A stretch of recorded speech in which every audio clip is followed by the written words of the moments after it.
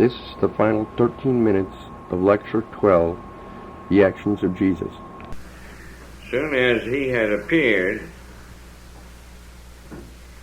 a thrill passed through the seething mass of mankind that made it tremble in every fiber. It vibrated as one whole, since a multitude of the elect was already isolating itself in the midst of the multitude that still persisted, in spite of everything, in wandering aimlessly in series, ranks. Those who had freely chosen fidelity gathered around the shepherd, whose voice, like an assurance of life, echoed deep in their hearts, and they answered him, wheresoever you go, we shall follow in your footsteps. You see, he was not alone by any means, because they had formed together in the center of the vast multitude of people gathered together in his last showing out there as on his way. Now,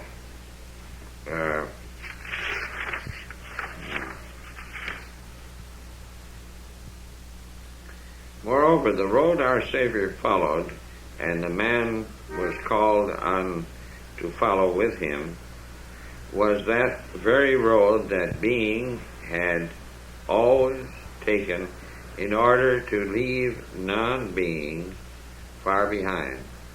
The reflective heavenly task to which Christ summoned and drew us, united in a common urge, was an exact continuation of the unconscious terrestrial work of former ages.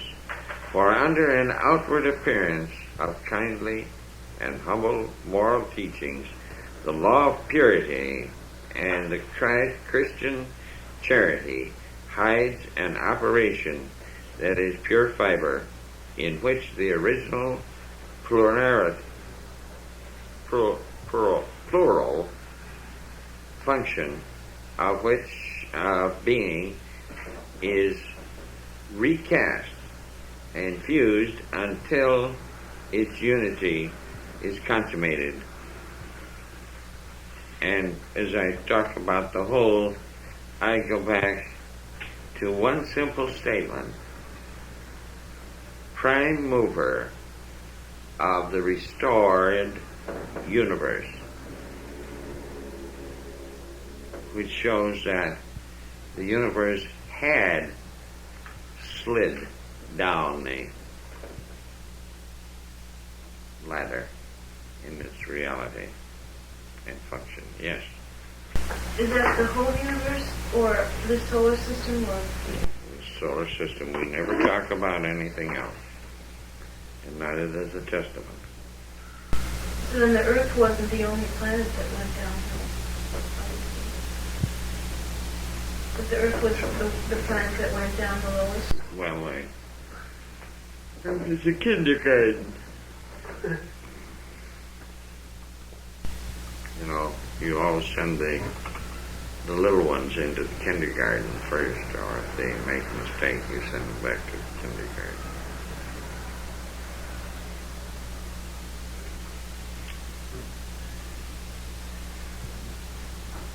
Questions now, yes? Can you read the last paragraph?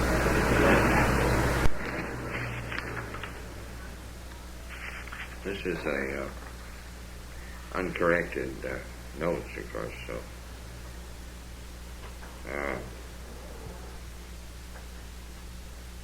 the reflective heavenly task to which Christ summons and drew us, united in a common urge, was an exact continuation of the unconscious terrestrial work of former ages, under an outward appearance of kindly and humble moral teachings.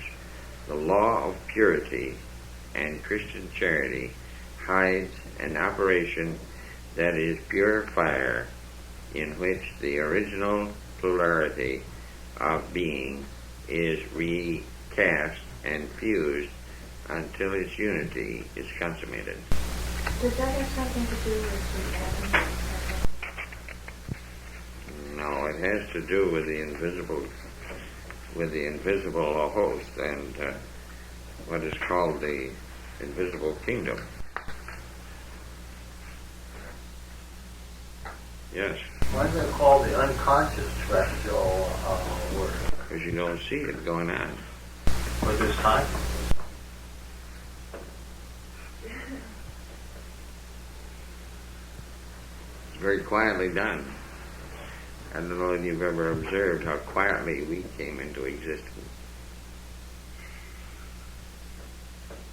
Yes. I heard somewhere where everything in the spiritual world, I think it's one of the lessons, is like the other way in the material world. So could you correlate this with, the quietness or the peaceful teachings, moral teachings that Jesus brought, as opposed to what he was really doing? As you said in what you just read, it was pure fire. Yeah. He couldn't have done it by being real fiery, because then it wouldn't have accomplished what he was doing. No. Let me show you something. When a person speaks loudly, you become quiet, don't you? Normal reaction.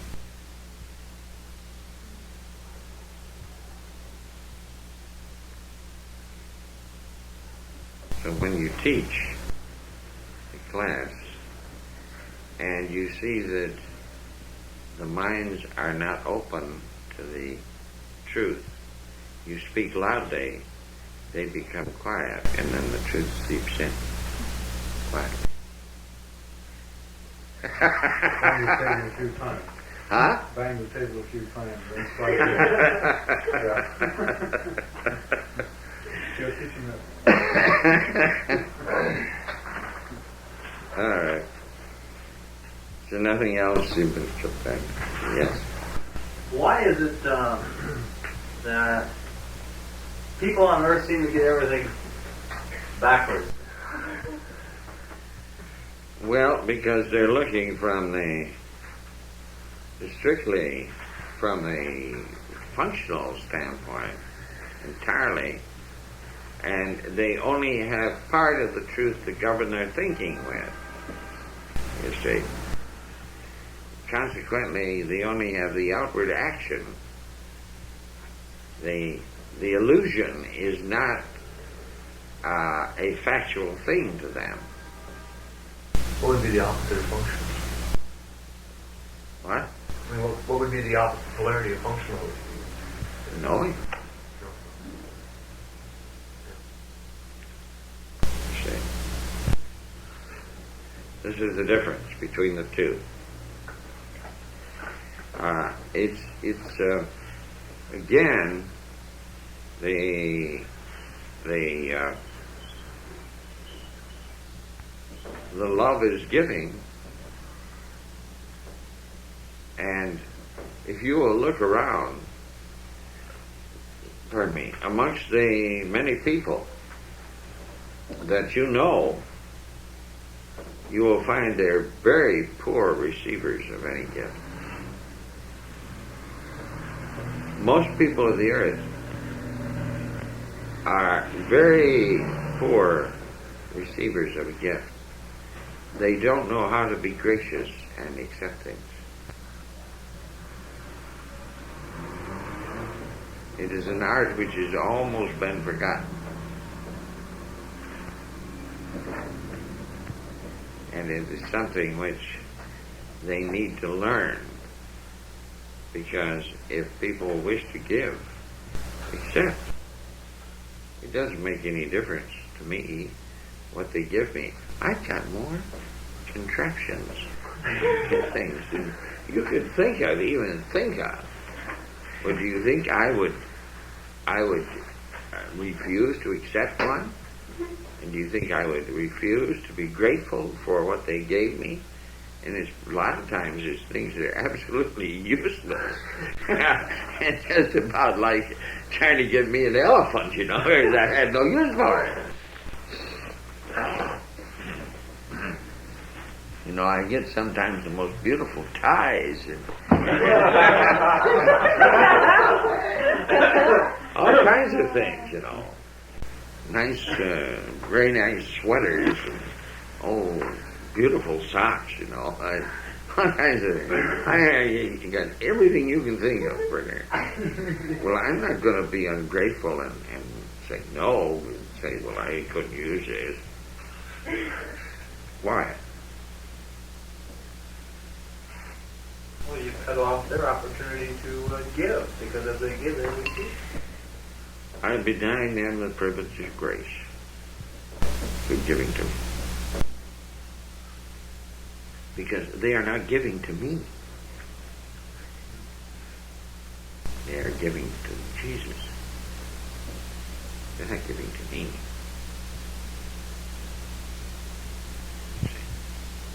And I have no right to. I have no right to refuse it.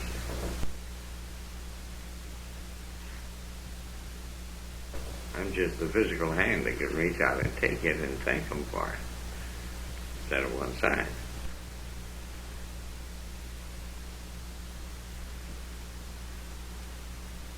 This is the difference. So anybody, even you folks here, when somebody gives you something, accept it gratefully. Be thankful for it. It's a gift. It's a token of their extension. Giving. Grace. Yes. Love. The gift. Love. That's and right. Take. Yeah. Yeah. I read a poet who wrote something like that. Accept love with as much grace as you give love. Yes. That's right. That's right. This is unknown. This is one of the great problems of the American male. They need to learn something about. And they find out that life could be different. When they're married and so forth. It's a reality. Because it has to work in everything. There's no law that's made for a something or a condition. A fundamental law of this universe is so throughout the entire lifespan and life function.